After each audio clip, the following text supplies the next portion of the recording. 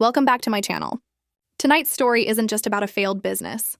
It's about betrayal, the kind that hides behind family smiles and glittering promises. Gwendlyn and Mykelti Brown have reportedly uncovered the original financial records for my SisterWife's closet, and what they found changes everything. According to the documents, the business was never designed to succeed. It wasn't a jewelry company, as it was a financial trap. A shell operation crafted to quietly funnel the Brown family's TLC money straight into Kody and Robyn's personal accounts, disguised as business expenses and inventory costs. For years, we watched my SisterWife's closet play out on camera. It looked innocent enough. A family dream, a shared project meant to unite the wives and secure their future. The pitch was emotional, almost spiritual. Kody stood tall in that Las Vegas cul-de-sac, declaring that this venture would secure the Browns' legacy. The wives believed him. Christine, Janelle, Meri, even Robyn herself. They all smiled, all invested, all trusted. But as Gwen later revealed, holding a thick binder full of damning financial ledgers, that promise was never for the family's future. It was for Robyn's. Let's rewind to 2012.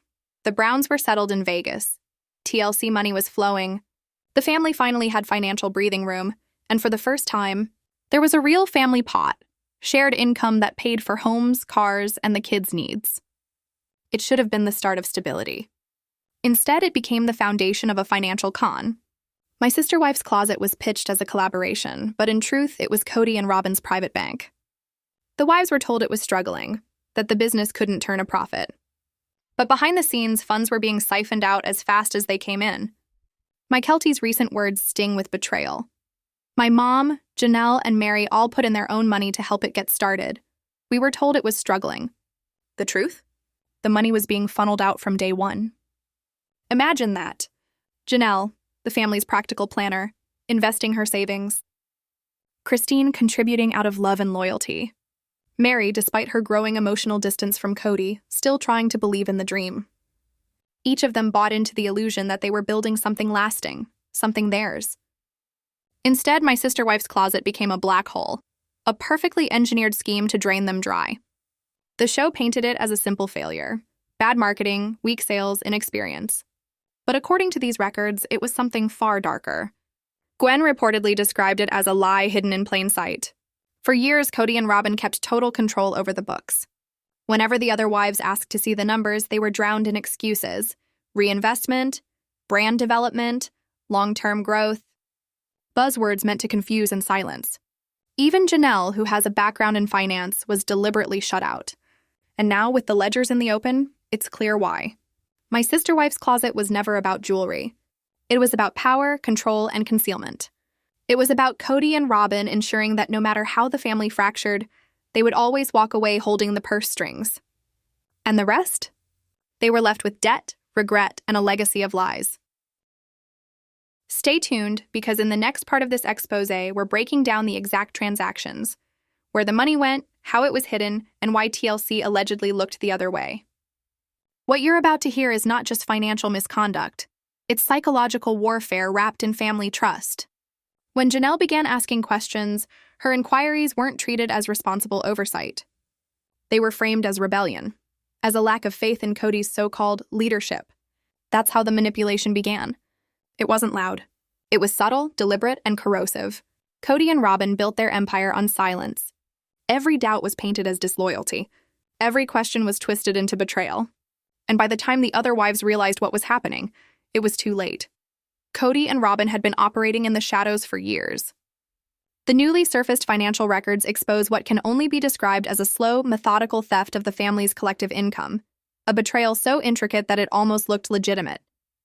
Let's break it down, because the devil and the genius of this scam lies in the details.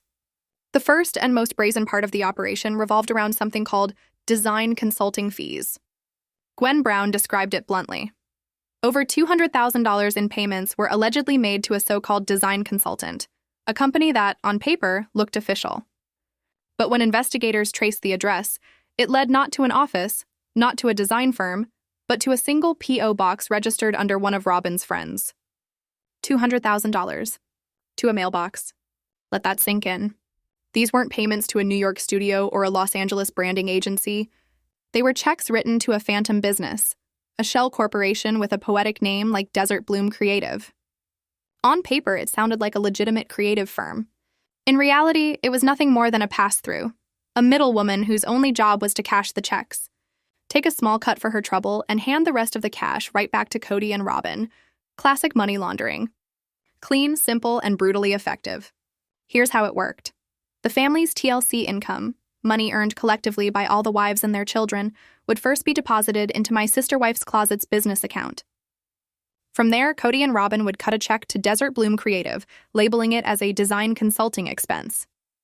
The moment that check cleared, the money officially left the company's books, creating the illusion of a legitimate cost of doing business. But in reality, that money flowed straight back into Kody and Robyn's personal accounts, untaxed and invisible to the others. Imagine the audacity. While Christine was clipping coupons to feed her kids, while Janelle was scraping to keep her household afloat, Kody and Robyn were allegedly signing checks for $10, $15, even $20,000, all to a P.O. box. And because it looked official on paper, no one could challenge it without appearing disrespectful or faithless. The $200,000 wasn't one big transaction. It was death by 1,000 cuts. Month after month, year after year, the business bled money through this false vendor, a parasite feeding off the family's collective income. And yet, every time the wives asked why the business wasn't turning a profit, they were told the same thing. We're reinvesting. Be patient. That was only the beginning. The second phase of the scheme, the one that truly defines the cruelty of this deception, was hidden in the jewelry itself. Remember the sales pitch? Sterling silver charms, artisan craftsmanship, handmade pieces that represented family unity and feminine empowerment. That was the story. The truth was far cheaper and far uglier. According to the shipping manifests and supplier invoices found in the MSWC records, almost the entire inventory came from Alibaba, a global marketplace known for mass-produced goods. These weren't handcrafted designs. They were bulk-ordered trinkets worth mere cents apiece, dressed up with the Brown family's narrative and sold for luxury prices. Let's walk through the mechanics of how that scam worked. Step 1. Kody and Robyn would browse Alibaba, picking out pre-made jewelry, silver-plated pendants, imitation leather cords, factory-stamped charms. A $75 necklace might cost them 50 cents. A premium cord bracelet? 10 cents, maybe less. They'd order in bulk, a few $1,000s worth of product that could fill their garage. Step 2. In the accounting books, they would inflate the inventory value. That same 50-cent pendant would be recorded as costing $15. Overnight, a pile of cheap imports became high-value stock.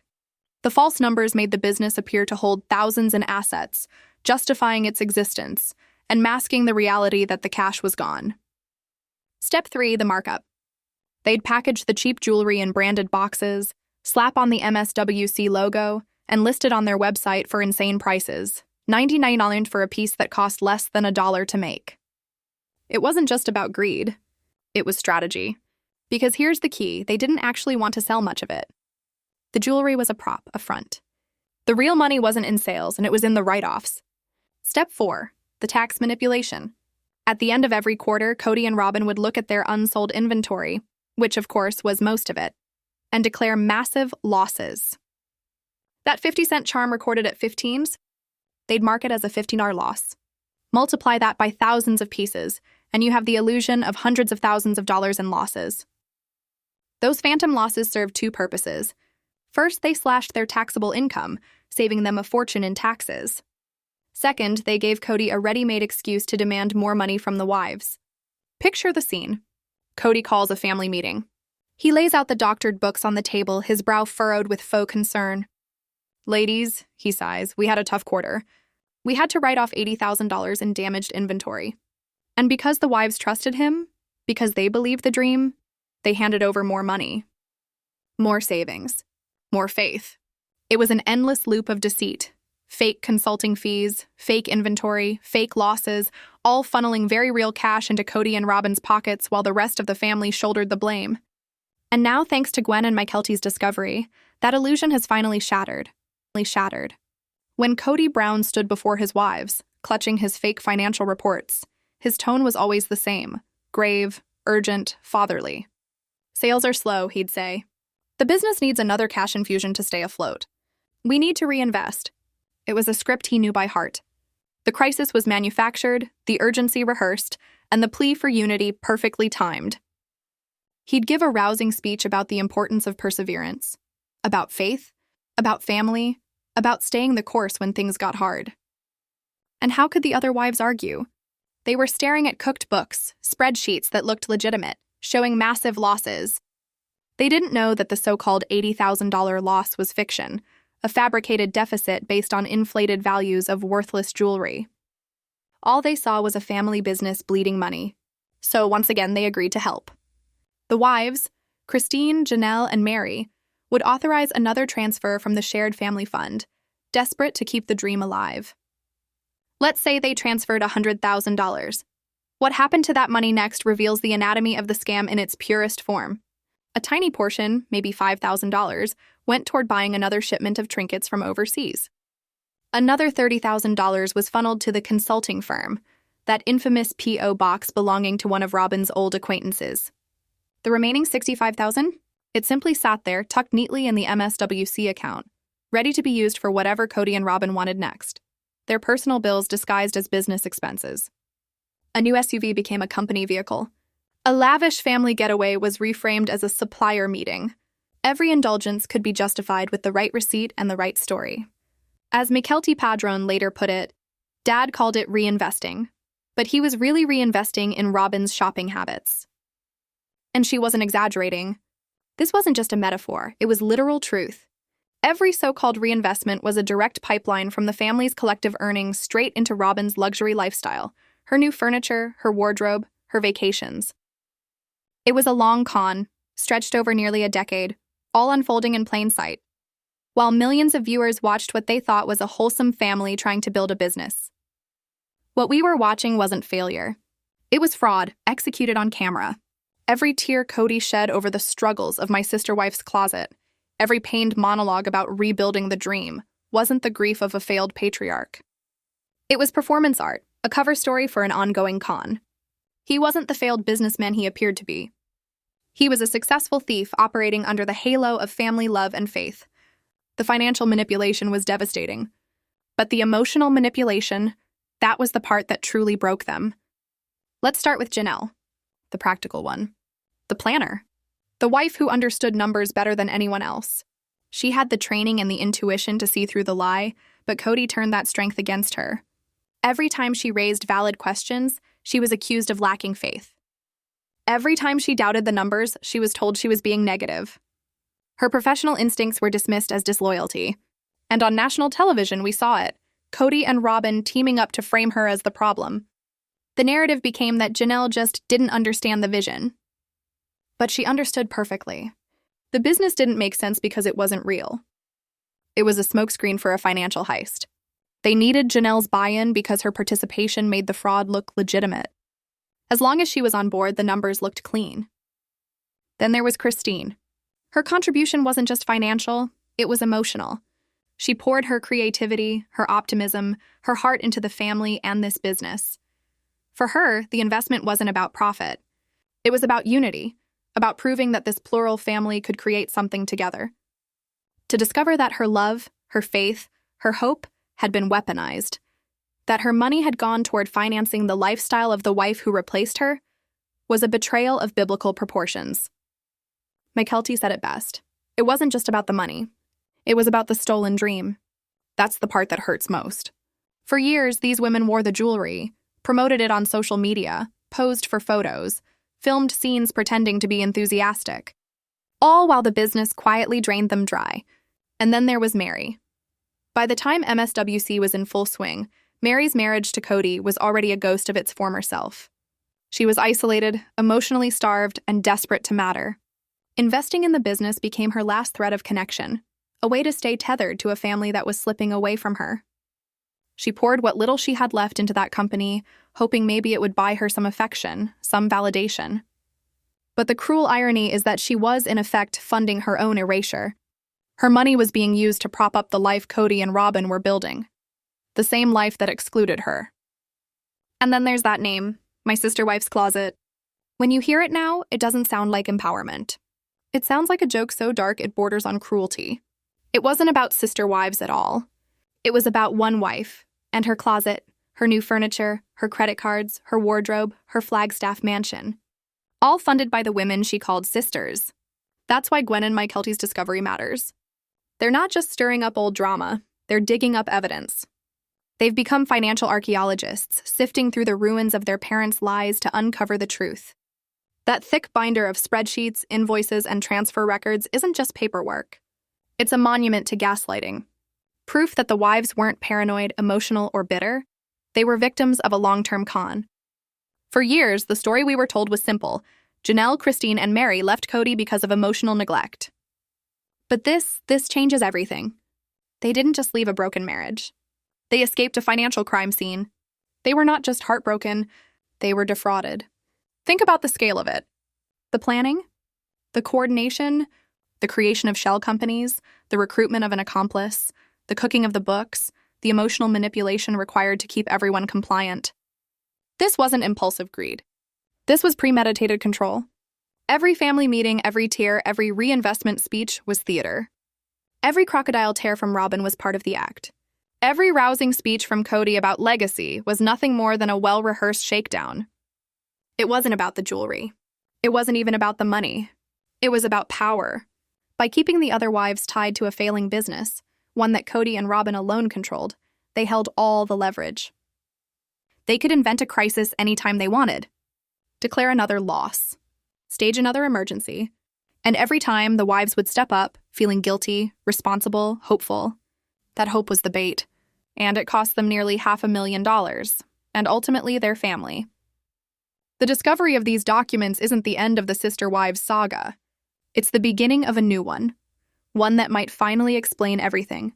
The Flagstaff mansion, the secret credit cards, the Victoria's Secret bills, the financial chasm that swallowed this family whole. Because once you see the truth behind my SisterWife's closet, you realize the real product they were selling wasn't jewelry at all. It was a lie. Polished, packaged, and sold to the world at full price. Tonight's story takes us into the heart of the deception that tore the Brown family apart. What began as a business venture became the stage for one of the most insidious betrayals ever seen on reality television. A financial mirage that kept everyone believing until it was far too late. When Kody stood before his wives and said, "Sales are slow. The business needs another cash infusion to stay afloat," it sounded like a leader rallying his team through a crisis. He framed it as a test of faith, a family challenge they would overcome together. He'd talk about resilience, unity, and not giving up on their shared dream. But behind the rousing speeches were cooked books and cold intent.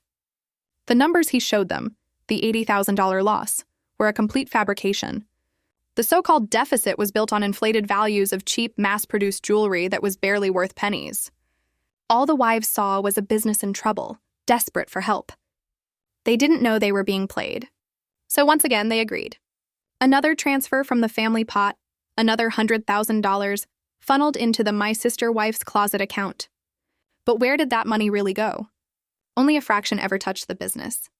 A few thousand went toward ordering more trinkets from overseas, just enough to keep up appearances. Another $30,000 was funneled out in fake consulting fees to a P.O. box, a paper trail designed to confuse anyone who looked too closely. And the rest? $65,000 quietly vanished into the daily lives of Kody and Robyn Brown, a new car, conveniently classified as a company vehicle. Lavish family vacations disguised as business trips? Even personal shopping sprees justified under marketing expenses. Kody didn't call it theft. He called it reinvestment.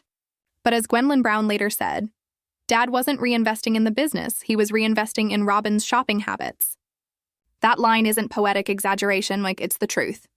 Every so-called reinvestment was a direct pipeline from the collective family fund straight into Robyn's lifestyle. And the rest of the family? They were sold the illusion of teamwork while being slowly drained of their financial future. For years, viewers thought they were watching a struggling business. In reality, they were watching a slow-motion heist, a con played out in real time for millions to see. Each teary confession from Kody about financial hardship wasn't the breakdown of a failed entrepreneur. It was the performance of a man perfecting his cover story. And it worked. Everyone believed him. His wives, the audience, even the IRS. The emotional damage this deception caused runs deeper than the lost money. Janelle, the practical one, the woman who had built her identity around logic and financial prudence, was systematically gaslit into doubting her own expertise. Every time she raised concerns, Kody and Robyn dismissed her as negative, untrusting, or cold-hearted. They made her feel like she was sabotaging the family dream, when in truth she was the only one who saw the cracks in the foundation. Christine's role was different. She wasn't driven by numbers but by heart. Her investment came from faith, from her belief that the business represented unity, family, and shared purpose. To discover that her trust had been used as leverage, that her money was funding the very woman who was replacing her, that was the kind of betrayal that breaks something deep inside a person, and then there was Meri. By the time my sister wife's closet was in full swing, Meri was already isolated and emotionally abandoned. Her investment wasn't about business, it was about belonging. She poured her remaining savings into that company, hoping it might bring her closer to Kody again, that her loyalty might still mean something. But her money, too, became fuel for the same machine that was pushing her out. In the cruelest irony, the business she hoped would reconnect her to the family was the very thing financing her erasure.